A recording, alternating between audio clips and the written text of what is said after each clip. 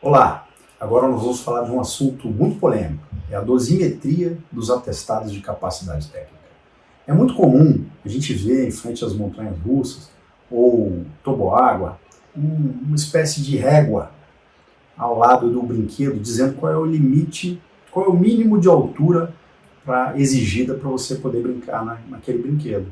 E aí tem 102 centímetros, já vi 89 centímetros. E eu fico, toda vez que eu vejo um brinquedo desse, eu fico me perguntando como é que definiram esse limite.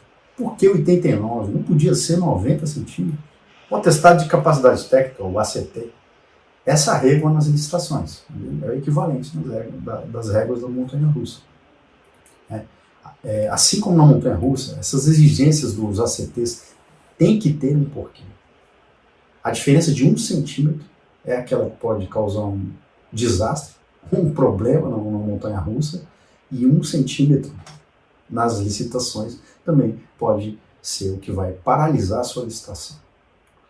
Então, é por meio do ACT que o fornecedor busca comprovar que possui experiência anterior à execução do fornecimento do bem ou contratação, né?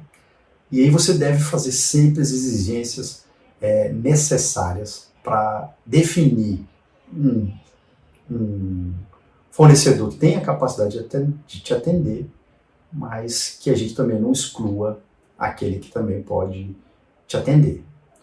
Deixar de fazer exigências, né, justificadas pode ser um risco para a sua contratação, assim como fazer muitas exigências desnecessárias ou desnecessárias pode ser um risco para a sua contratação, né? Já vimos algumas decisões, impugnações, isso pode fazer que você tenha que voltar, republicar seu edital, e a gente nunca quer isso, né? E de acordo com o IN1 de 2019, os critérios técnicos para a seleção do fornecedor devem ser definidos agora, na elaboração do termo de referência ao projeto básico. O artigo 23, ele não detalha quais são os critérios que a gente tem que colocar no ACT, né? Imagino que isso ocorra porque são muitas as variáveis, né? Definir isso numa norma, eu acho que seria um risco muito grande. Então, a norma não consegue tratar todas as possibilidades. E aí a tarefa de definir quantitativos ou percentuais mínimos deve ser proporcional ao item, né? E aí, afinal, 20% é proporcional? 50% é proporcional? Depende. Não existe uma regra para isso, né? A gente sabe disso. 20% pode ser muito num determinado objeto, para outro pode ser pouco, né? E aí um colega meu, quando eu estava começando a fazer contratações públicas, ele usou fez uma brincadeira comigo, dizendo: Daniel, você acha que quem faz uma ponte que passa um ribeirão tem capacidade para fazer uma ponte que atravessa o Lago Paranoá, por exemplo? Aí eu não, é muito relativo você pedir um atestado de capacidade técnica. Também percentuais também é algo que é muito difícil. Você consegue até exigir mais que 50%, desde que justificado. Então, caso a caso deve ser avaliado. Então, certa vez eu conversando com um gestor que explicava as razões dele aumentar as exigências no ACT, eu perguntei para ele: cara, você espera que alguma empresa nova ou diferente das que você está acostumado participe da sua licitação? É um objeto que sempre das mesmas. E aí ele respondeu, pensou um pouquinho, acho até que ele já sabia que eu estava fazendo uma provocação, ele respondeu: não, eu quero contratar uma empresa boa. Aí eu complementei: as empresas que disputam esse objeto, né, naquele objeto que a gente estava conversando, são as mesmas há muitos anos. Eu acredito que esse cenário não vai mudar para a sua licitação. Então, exigir mais, como se você fosse tirar da cartola uma empresa, a NASA fosse aparecer para participar da sua licitação, isso é uma ilusão, pessoal.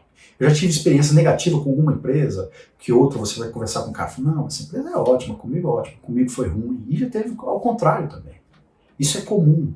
Mas por quê? Porque você coloca um atestado de capacidade técnica, ou é porque isso são outras características? Você pode reparar que, para alguns objetos, Roda, roda, roda a empresa e os funcionários que estão de prestação de serviço são os mesmos. Brasília é pequena. Você pode ver que vira e mexe você está encontrando algum prestador de serviço que estava em uma determinada empresa que está agora com você, em outra. E como é que você diz que uma empresa boa? Isso é algo que hoje eu não penso dessa forma e eu queria trazer alguns números para vocês sobre isso. E aí eu te pergunto, aumentar o sarrafo, aumentar a régua das nossas licitações, isso não é muito mais um medo que nós temos, que está escondendo as nossas fragilidades na gestão contratual, ou então nossas fragilidades de equipe, né? Nós podemos ter outras fragilidades, mas um atestado de capacidade técnica não é ele que define o sucesso da sua licitação.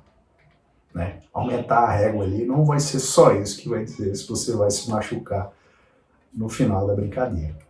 E aí eu vou projetar para vocês uma pesquisa que eu fiz no DW CIASG para tentar exemplificar aquela conversa que eu tive com o gestor para mostrar o nível de participação das empresas aqui em Brasília, tá bom? Em 2016, o governo federal firmou 2.377 contratos de TIC com 866 empresas. E aí, em 2019, foram 2.543 contratos com 874 empresas. Está aqui no gráfico. Tá? Então, a gente vê que entre 2016 e 2019, a quantidade de compras similar, quantidade de empresas também parecida, mas aqui eu não disse quantas empresas diferentes, eu estou dizendo que foram 866 empresas em 2016, 874 em 2019. E dentro desse universo aqui de compras realizadas entre 2016 e 2019, foram realizados 54 pregões eletrônicos para a contratação do objeto de desenvolvimento de softwares em órgãos federais situados no Distrito Federal. Eu vou trazer para vocês aqui o resultado desses 54 pregões. Pessoal, desses 54 pregões, foram 17 empresas que venceram esses 54 pregões. 17. Então vamos lá. São 54 pregões eletrônicos, são só 17 empresas que venceram esses 54 pregões. E a maioria delas atua no ramo de licitações há bastante tempo. Né? Nesse universo que eu peguei aqui, poucas empresas novas se aventurando em licitações públicas. Tá? E aí, beleza, então não vou explorar só softwares, não. Vou também dar outro exemplo na frente. Mas aí eu estou lembrando aqui que, por curiosidade, eu analisei uma licitação que eu tive a oportunidade de participar do planejamento e execução de fábrica de softwares em 2009, em 2009. E as empresas que disputaram esse pregão em 2009 são as mesmas que estão dentro dessas 17 que venceram aqui. Pouca coisa mudou, né? De 2009 até 2020. E agora no mercado de computadores, pessoal, é um pouco mais concentrado ainda. Vou trazer para vocês aqui, ó. Foram 67 pregões eletrônicos com 14 empresas diferentes. Só que dessas 14 empresas, as empresas que têm maior porte, né, elas concentraram a maioria das compras. Então, foram 8 empresas que ganharam as compras maiores, sendo 5 fabricantes e só 3 representantes, para compras no Distrito Federal de órgãos federais, tá bom, pessoal? Está aqui o gráfico, é um mercado extremamente concentrado. E assim, de certa forma, existe uma disputa nesses dois segmentos, desenvolvimento de softwares e computadores. Mas as empresas são as mesmas que estão há muito tempo. Né? E aí eu faço aqui uma provocação. Será que, de alguma forma, a régua que a gente está definindo, ela faz com que menos empresas se aventurem no mundo das licitações? Será que quando a gente está falando eu quero uma empresa boa, a gente ao mesmo tempo não está fazendo com que tudo se concentre para que as mesmas empresas permaneçam? Então eu queria deixar essa reflexão. A nossa régua, ela define o sucesso, na verdade, da participação de eventuais fornecedores, não da licitação. Tá bom?